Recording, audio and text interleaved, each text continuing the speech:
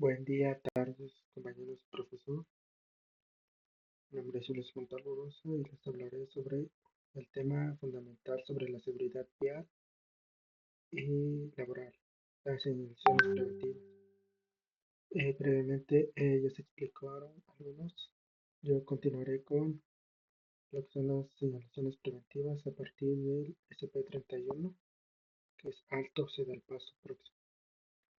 Esto nos va a indicar la aproximación de una señal que es el SR6 alto, el SR7 se da el paso. Esto nos va a ayudar a que cuando no exista un semáforo que controle el flujo de los peatones, lo cual no es visible desde una distancia suficiente para que se pueda reducir la velocidad y detener eh, en el lugar de la restricción. También se debe añadir lo que es un tablero SPA de distancia, a la cual se ubica la señal de restricción, mismo que debe de ser menor a la distancia de la visibilidad de la parada, como se muestra lo que tenemos lo que es el SP31 y el SP31. El SP32 para peatones o niños jugando. Esto nos va a indicar a los conductores la aproximación de un cruce con alta afluencia de peatones o una zona adyacente a la vía que presenta con presencia de niños jugando. Esta se utiliza cuando no existe un semáforo para que se controle el flujo de peatones y vehículos. Para el caso de calles, esta señal se puede combinar con el SR9, velocidad, así como añadir un tablero adicional que es el SPA, distancia. Tenemos lo que es el SP32 y el SP32A, peatones o niños jugando. Tenemos el SP33, escolares.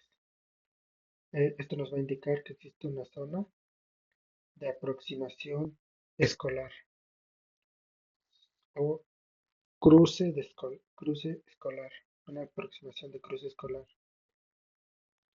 Eh, para calles, esta señal se puede combinar con la SR9 velocidad y marcas en el pavimento. Solo se deben de instalar en vías donde la velocidad permita sea igual o menor a 20 km por hora. ¿Qué pasa si la velocidad es mayor? Se puede modificar el diseño vial para reducir la velocidad. Solo después se puede instalar esta señal.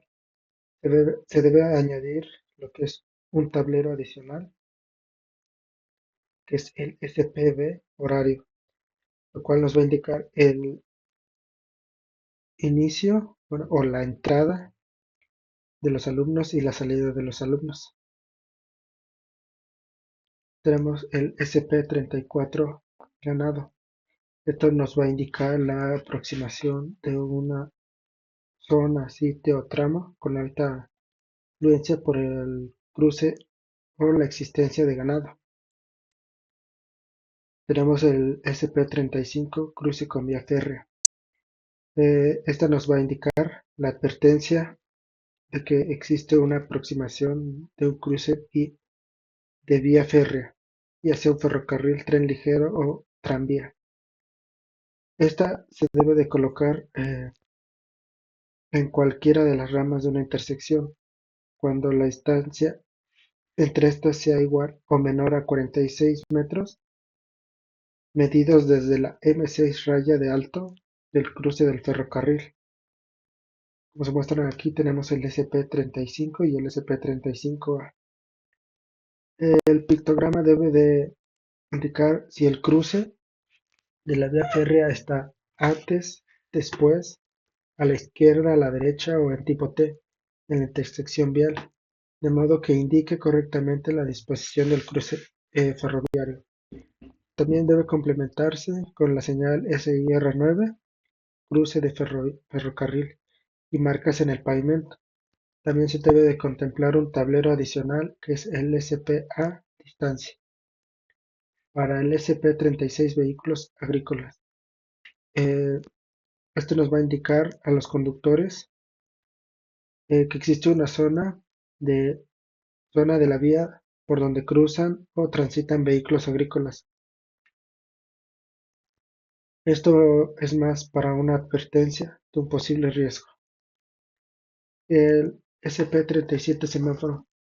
Esto nos va a indicar que existe una proximidad de una intersección aislada, controlada por semáforos en una vía donde no se espera encontrarse, o un cruce donde no sea visible desde una distancia suficiente para que se pueda reducir la velocidad y detenerse.